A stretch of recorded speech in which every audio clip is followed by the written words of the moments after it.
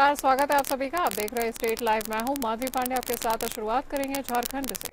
बिहार विधानसभा चुनाव से पहले हुए मतदान गहर पुनरीक्षण यानी एसआईआर को लेकर विपक्ष केंद्र सरकार और चुनाव आयोग पर लगातार तीखे हमले कर रहा है। वहीं झारखंड में भी इसको लेकर राजनीति गर्मा चुकी है। मंगलवार को झारखंड विधानसभा में एसआईआर के विरोध में एक प्रस्ताव पेश किया गया है, जिसको लेकर विपक्ष ने विरोध जताया है। संसदीय कार्य मंत्री राधाकृष्ण किशोर ने सदन में यह प्रस्ताव पेश किया था। उन्होंने आरोप लगाया है कि एसआईआर का मकसद केंद्र में सत्तारूढ़ सरकार को सीधे तौर पर लाभ पहुंचाना है और मंत्री ने आरोप लगाया है कि एसआईआर संसदीय लोकतंत्र को कमजोर करने और गरीबों एवं दलितों को वंचित करने की कोशिश कर रहा है। मंगलवार को सदन की कार्यवाही शुरू होने के बाद कांग्रेस विधायक दल के नेता प्रदीप यादव ने एसआईआर का मुद्दा उठाया था और इस दौरान उन्होंने कहा कि बीजेपी एसआईआर के जरिए हमारे वोट चुराना चाहती है।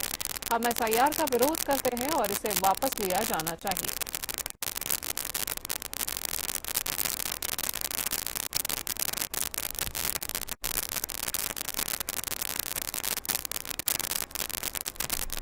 भाजपा के प्रदेश अध्यक्ष सह नेता प्रतिपक्ष बाबूलाल मरांडी ने विधानसभा के पूरक मानसून सत्र के आखिरी दिन भी सदन के भीतर और बाहरी राज्य सरकार के खिलाफ कई मुद्दों पर आवाज बुलंद की है। इस दौरान उन्होंने बीते मंगलवार को पारित हुए विधेयकों पर आपत्ति जताते हुए कई बड़े दावे भी पेश किए।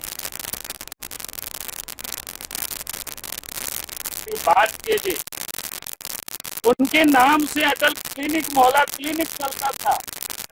झारखंड सरकार ने उसको बंद करके मदद पेशा कर दिया। यानी सरकार किस प्रकार से तुष्टीकरण की राजनीति करती है ताकि अपनी वोट बैंक को ठीक करने के लिए हम कहेंगे कि भाई उनका नाम को क्यों हटाए। अगर उनको कोई और योजना चलानी थी तो हमें कोई आपत्ति नहीं थी, और योजना चलाते। झारखंड विधानसभा में पूरक मानसून सत्र के आखिरी दिन भी भाजपा विधायक दल ने सदन के भीतर और बाहर सूर्य हाथा एनकाउंटर और रिम्स टू जमीन विवाद पर झारखंड और विश्वविद्यालय विधेयक के खिलाफ जमकर हंगामा किया है। इसी कड़ी में विधायक डॉक्टर नीरा यादव और विधायक कुमार उज्ज्वल से हमारी संवाददाता तृप्ति सिंह ने खास बातचीत की है सदन परिसर में और कई सवाल भी उठाए हैं। आप भी देखिए पूरी बातचीत। विधानसभा के पूरक मानसून सत्र का आज आखिरी दिन है और सदन के बाहर भाजपा विधायकों द्वारा लगातार प्रदर्शन किया जा रहा है। इस वक्त हमारे बीच बीजेपी विधायक डॉक्टर नीरा यादव मौजूद है। आइए उनसे जानते हैं। देखिए, जिस प्रकार से आज सरकार की स्थिति है और ये सरकार कहीं पर भी सदन को चलने नहीं देना चाहती है। ये सरकार सिर्फ और सिर्फ राजनीति करती है और एक खाना पूर्ति करने के लिए सत्र को बुलाई है। बाकी विधायक भी मौजूद है, हम आसिया विकास से मिलाएंगे। यहाँ पर कुमार उज्ज्वल विधायक हमारे बीच मौजूद है, उनसे जानेंगे। वो पोस्टर लेकर आप देख सकते हैं कि नजर आ रहे हैं जो विरोध प्रदर्शन कर रहे हैं सदन के बाहर। आज पूरक सत्र का आखिरी दिन, उनसे जानते क्या कहना है। आज जो हम लोग विरोध कर रहे हैं, अभी झारखंड सरकार के द्वारा एक काला बिल लाया गया है जिसमें राज्यपाल के अधिकारों को खत्म कर दिया गया। राज्यपाल अब कुलपति की नियुक्ति नहीं करेंगे, बल्कि सरकार अब कुलपति की नियुक्ति करेगी। छात्र संघ का चुनाव नहीं हो पाएगा और जब छात्र संघ का चुनाव नहीं होगा तो छात्र आगे नहीं बढ़ पाएंगे। एक सवाल आपसे करना चाहेंगे, आज सदन में और क्या है कहा जा रहा है, भारत की मांग होने वाली है, शिबू सोरेन को भारत देखिए, मतलब प्रस्ताव पारित किया जाए। ये जो प्रस्ताव कहीं आपने सुना है कि विधानसभा से प्रस्ताव किसी को भारत रत्न या देश रत्न देने के लिए किया जाए? ये प्रस्ताव झारखंड सरकार ला रही है या ला सकती है, तो हम लोगों की टीम है, हम लोगों का अपना ये है, हमारे नेतृत्व है। हम नेतृत्व के आधार पे हमारे जो प्रतिपक्ष के नेता हैं, हमारे जो भाजपा का नेतृत्व है, जो हम लोगों का रहेगा, हम लोग अपने नेतृत्व के आधार पे करेंगे। बहुत बहुत शुक्रिया। ये कहता है दीपक के साथ रांची से। नमस्कार। धनबाद जिले के पूर्व डिप्टी मेयर नीरज सिंह हत्या मामले में जिला अदालत ने 8 साल बाद अपना फैसला सुनाते हुए पूर्व बीजेपी विधायक संजीव सिंह को बरी कर दिया है, जिसके बाद इस हत्याकांड में आरोपी बनाए गए संजीव सिंह की पत्नी और झरिया विधायक रागिनी सिंह ने खुशी जाहिर करते हुए झारखंड विधानसभा के मानसून सत्र के आखिरी दिन भी मीडिया कर्मियों से बातचीत करते हुए आरोप लगाया है कि झारखंड पुलिस द्वारा एक गहरी साजिश के तहत उनके पति को फंसाया गया था। गौरतलब है कि साल 2018 में धनबाद के सरायढेला में हुए सबसे बड़े शूटआउट में पूर्व डिप्टी मेयर और उनके सहयोगियों समेत 4 लोगों की मौत हो चुकी थी, जिस पर 8 साल तक 408 तारीखों पर सुनवाई हुई है और उसके बाद 27 अगस्त को कोर्ट ने अपना अंतिम फैसला सुनाया है। सीबीआई जांच कराना चाहिए, उनकी प्रॉब्लम है, मेरे क्या लेना देना, उनके ना परिवार से कोई लेना देना है, ना उनके चीज से लेना देना है। लेकिन बेवजह मेरा कसूर क्या था? मेरा 8 साल जो गया, हम किससे हिसाब मांगे?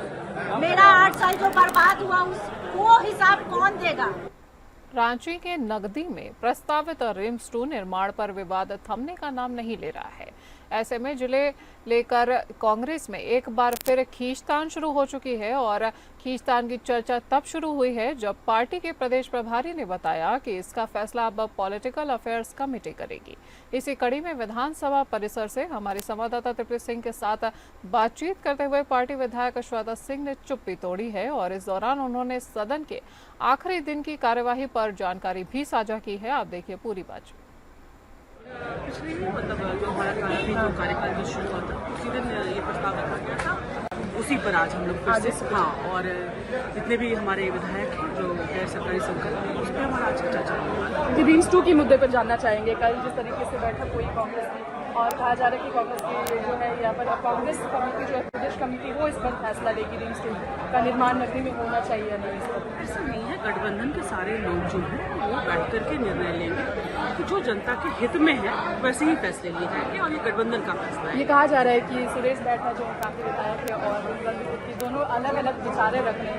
ऐसा तो नहीं है, देखिए ऐसा नहीं है, जो भी है दोनों नेता हैं अपने अपने क्षेत्र से और जनहित में जो भी चीजें अच्छी होंगी निश्चित रूप से गठबंधन का ये दायित्व है। सरकार की हमारी सरकार बहुत संवेदनशील है अपने लोगों को लेकर के, तो हम सबको लेकर के ही फैसला है। जी बहुत बहुत शुक्रिया। तो हमारे बीच श्वेता सिंह ने बताया है किस तरीके से रिम्स 2 को लेकर जो लगातार कहा जा रहा है कि कांग्रेस में कहीं ना कहीं जो 2 तरीके की राय सामने आई है, इस पर उन्होंने कहा ऐसा कुछ भी नहीं। फिलहाल के लिए कैमरा मैन के साथ नमस्कार। राज्य सरकार में अल्पसंख्यक विभाग के मंत्री हफीजुल हसन अंसारी की तबीयत अचानक से खराब हो गई है, जिसके बाद उन्हें रांची के पारस हॉस्पिटल में भर्ती किया गया है। फिलहाल डॉक्टरों द्वारा उनका इलाज किया जा रहा है। वहीं इसी संबंध में विधानसभा परिसर में पत्रकारों से बात करते हुए कृषि मंत्री शिल्पी नेहा तिर्की और ग्रामीण विकास मंत्री दीपिका पांडे सिंह ने जानकारी साझा की है। देखिए क्या कुछ खास कहा। लाया गया था उस समय बीपी काफी लो था, बीपी हमारा पीछे हमने रखा है। कुछ देर बाद डॉक्टर सारी चीज़ों को हमें बतलाएंगे और उसके डिपेंडिंग हम लोग आगे का निर्णय लेंगे। बेरमो में शराब दुकानों पर ओवर रेट शराब बेचे जाने को लेकर जमकर मारपीट हुई है और इसमें 2 लोग घायल हो चुके हैं। युवक का आरोप है कि फुसरो स्थित अंग्रेजी शराब की इस दुकान पर बुधवार की देर शाम जब शराब मांगी गई तो सेल्समैन ने बोतल दी और निर्धारित रेट से अधिक दाम मांगे तो बात बढ़ गई और दोनों पक्षों में तीखी नोकझोंक हो गई। आरोप के अनुसार सेल्समैन ने युवक पर बोतल फेंककर मारी है और उसे गंभीर चोटें आई हैं। वहीं युवक ने भी शराब की दुकान में तोड़फोड़ की है और उसे सेल्समैन ने अपने ऊपर लगाए गए सारे आरोप को बेबुनियाद बताया।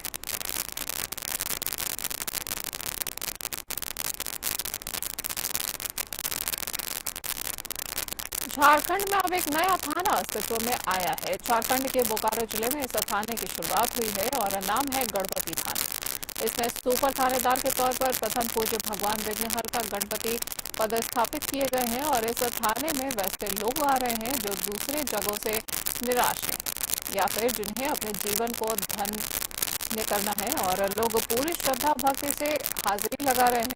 वहीं सेक्टर 4 थाने के पास ही मशहूर मैदान में ये थाना गणपति खुला है और भक्तजन गणपति थाने में अपनी अपनी अर्जी लेकर पहुंच रहे हैं, माथा टेक रहे हैं और आशीर्वाद लेकर अपने जीवन को धन्य बना रहे हैं। हम बात कर रहे हैं सेक्टर 4 मजदूर मैदान की, जहां गणपति थाना हर्षोल्लास और श्रद्धा का केंद्र इस समय बना हुआ है।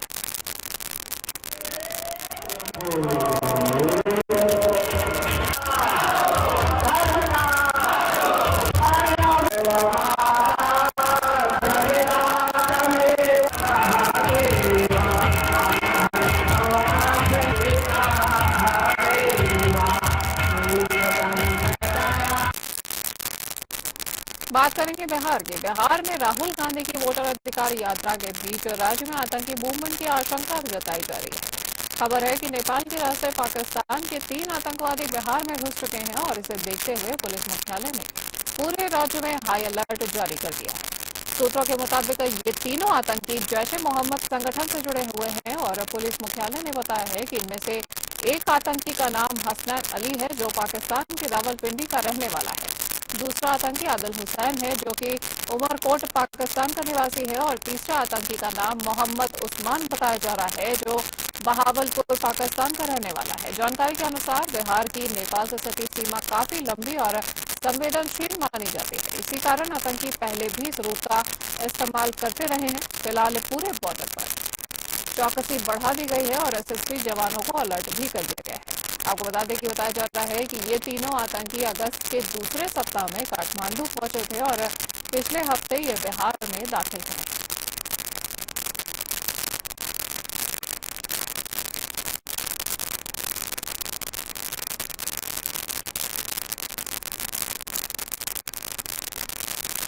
दरभंगा में वोट अधिकार रैली के दौरान प्रधानमंत्री को लेकर दिए गए बयान पर बिहार के उप मुख्यमंत्री विजय सिन्हा ने कड़ी प्रतिक्रिया दी है। विजय सिन्हा ने कहा कि ये लोग पहले संवैधानिक संस्थाओं का अपमान करने लगे हैं, फिर संविधान पर सवाल उठाया है। अब हमारा संवैधानिक पद पर बैठे नेता को अपशब्द कह रहे हैं। ये लोग दूसरों को वोट चोर बता रहे हैं जबकि ये खुद खानदानी चोर है। इनके पिता भी चोर थे और इनका बेटा भी चोर है। इनके डीएनए में ही चोरी की भावना भरी हुई है। चोर मचाए शोर, ये इनकी पहचान है। उन्होंने आगे कहा कि आपके संस्कार और संस्कृति पर तरस आता है। ये लोग लोकतंत्र के डाकू हैं। लोकतंत्र को खत्म करने के लिए इन्होंने आपातकाल लगाया था। होगी और बिहारी के मान सम्मान स्वाभिमान की राजनीति होगी। बहुत कर लिए हो जात के नाम पर राजनीति।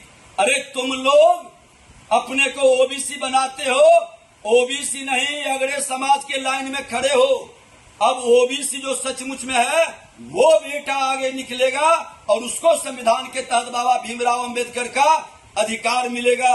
ये लोग देश को कमजोर करने वाला, बिहार को कलंकित अपमानित करने वाला, ऐसे मानसिकता के लोगों को जवाब देने की जरूरत है। और नहीं समझेंगे तो जिस भाषा में समझोगे भैया उस भाषा में विजय सिन्हा समझाने के लिए तैयार है। बिहार के किशनगंज के मसान गांव हाट में एएमआईएम नेता और बहादुरगंज के पूर्व विधायक तौसीफ आलम ने एक जनसभा के दौरान विवादित बयान देकर राजनीतिक सरगर्मियों को बढ़ा दिया है। आलम ने अपने कार्यकाल के दौरान गंभीर आपराधिक मामलों जैसे फांसी या जहर से संबंधित घटनाओं में लोगों को कानून से बचाने में मदद करने का दावा किया है। उन्होंने ये भी स्वीकार किया है कि कई बार उन्होंने लोगों को राहत देने के लिए कानून का उल्लंघन भी किया है। ये बयान उन्होंने अपने फेसबुक लाइव के जरिए सार्वजनिक किया है जिसके बाद ये तेजी से वायरल हो गया है। बिहार में आगामी विधानसभा चुनाव से पहले इस बयान ने सियासी माहौल को गरमा दिया है। वहीं तौसीफ आलम ने जनसभा में कहा कि मेरे कार्यकाल में कानून मेरे हाथ में था। मैंने कई लोगों को गंभीर आपराधिक मामलों में राहत दी है। उनके इस बयान ने न केवल कानून व्यवस्था पर सवाल खड़े कर दिए हैं बल्कि विपक्षी दलों को भी हमला करने का मौका दे दिया है। विपक्ष ने इसे गैर जिम्मेदाराना और कानून का दुरुपयोग करने वाला बयान करार दिया है।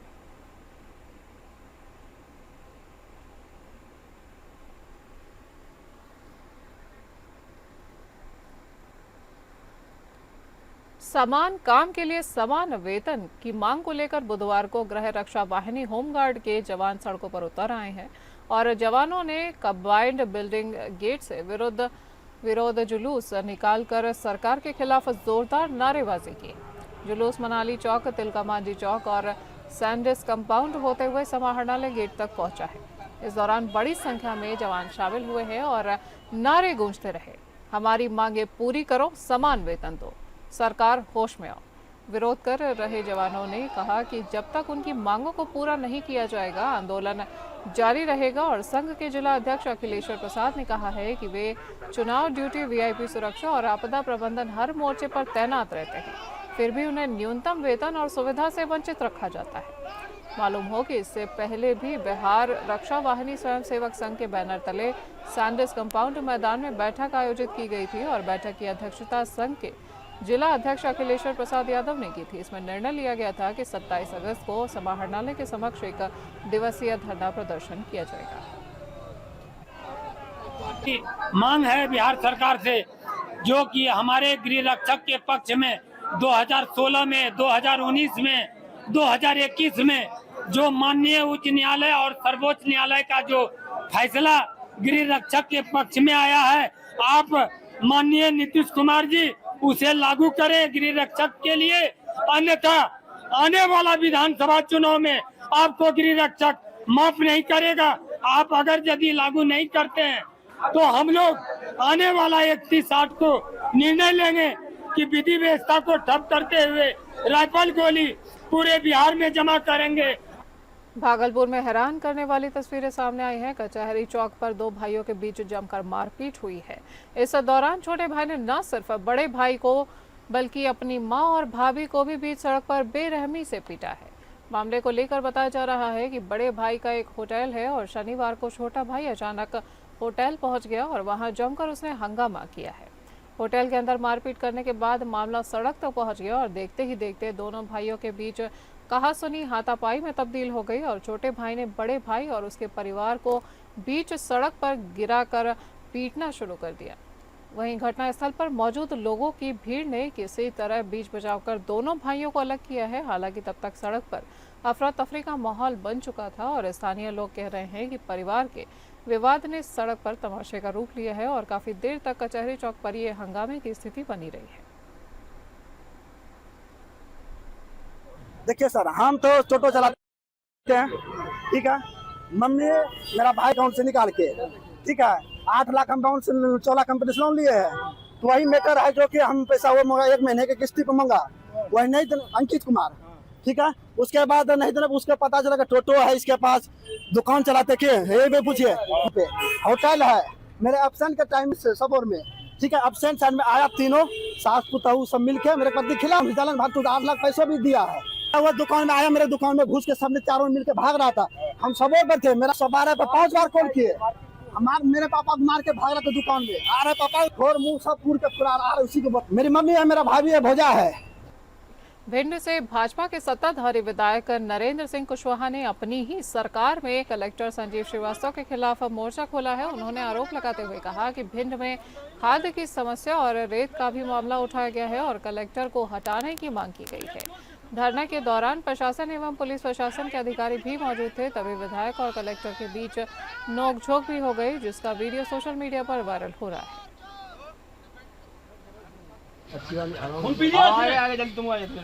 प्राइवेट आदमी तो वसूली करा रहा है, भेज दिया उसने, दरिया में वसूली कर रहा है। महिला में थी, किसान में थे, खाद की यहाँ समस्या है। कलेक्टर साहब से मैंने चर्चा भी की थी कि खाद वितरण प्रणाली तुम्हारी है, किसी को जनता को मालूम ही नहीं है।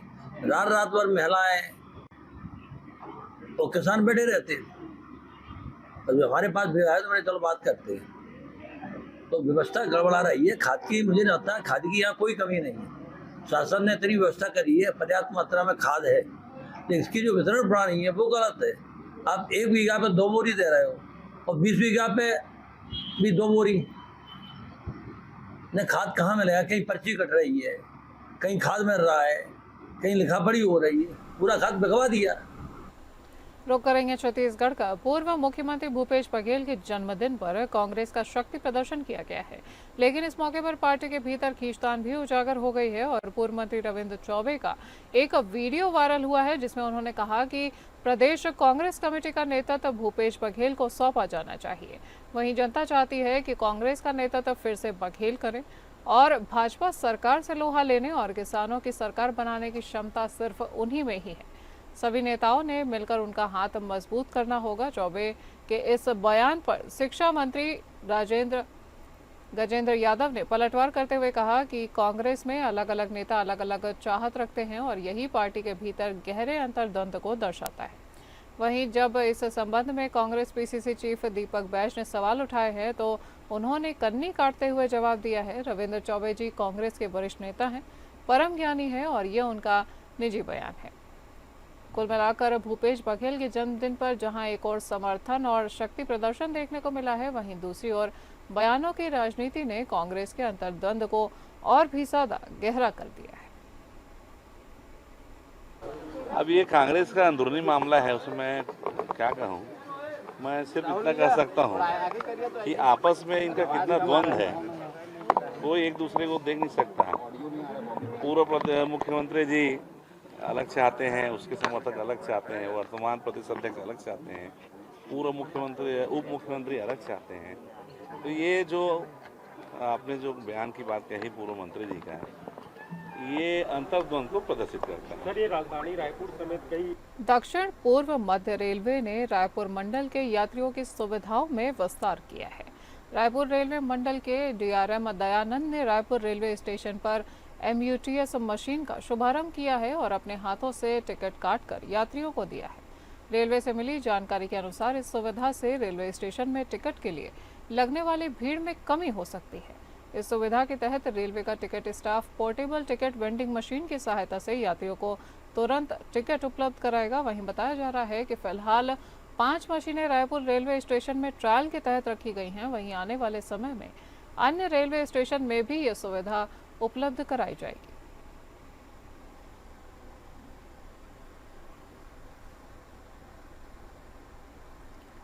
अवैध लकड़ी से भरा हुआ ट्रक पकड़ा गया है। इमरती लकड़ी सराई से भरा ट्रक पकड़ने से हड़कंप मच गया है और आपको बता दें कि अभी MCB जिले के वन मंडल में अवैध तस्करी और अवैध लकड़ी कटाई के मामले बहुत ज्यादा उजागर हो रहे हैं। बताया जा रहा है कि ये लकड़ी चिरमिरी वन परिक्षेत्र से ले जाया जा रहा था और अंबिकापुर किसी फॉर्म में भेजा जा रहा था। अभी तक पुलिस ने इस मामले में किसी प्रकार की पुष्टि नहीं की है। आगे की कार्यवाही अभी जारी है। बताया जा रहा है कि रात के 1:30 बजे पुलिस को सूचना मिली थी कि एक लकड़ी से भरा हुआ ट्रक जा रहा है जिसकी कोई वैध दस्तावेज नहीं है।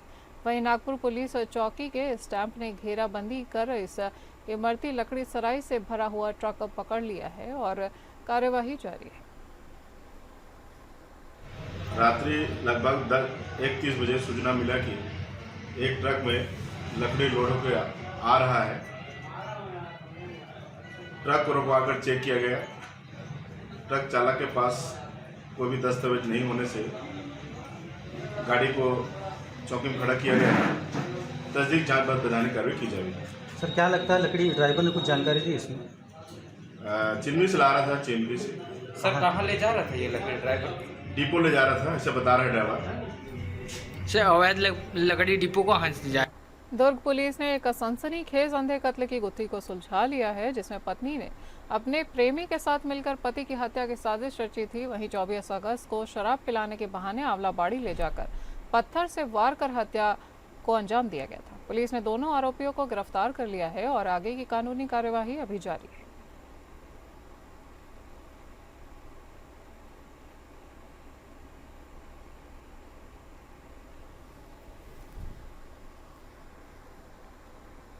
दंतेवाड़ा में बहुत वर्षों के बाद आसमानी बारिश इस तरह आफत बनकर 24 घंटे में गिरी है कि शहर के कुछ हिस्से जलमग्न हो चुके हैं। वहीं गायत्री मंदिर चौक और दंतेश्वरी मंदिर ब्रिज के नजदीक के मकान, दुकान और वाहनों पर बहुत भारी नुकसान की खबरें भी सामने आ रही हैं। SP ऑफिस तक बाढ़ की चपेट में आ गए हैं और लगातार हो रही बारिश से दंतेवाड़ा बाईपास मार्ग भी क्षतिग्रस्त हो चुका है। आपको बता दें कि बसों का संचालन भी बंद हो चुका है और जनजीवन भी अस्त व्यस्त होता हुआ दिखाई दे रहा है।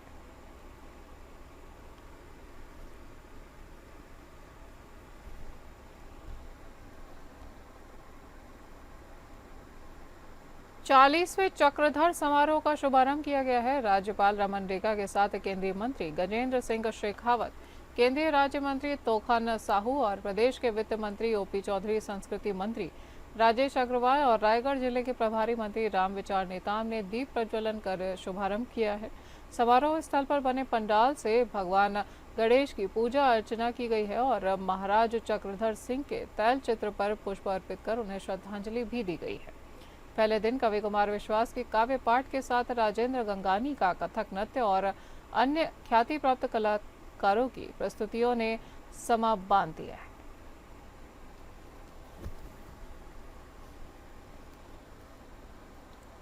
स्टेट लाइव में आज के लिए इतना ही। नमस्कार।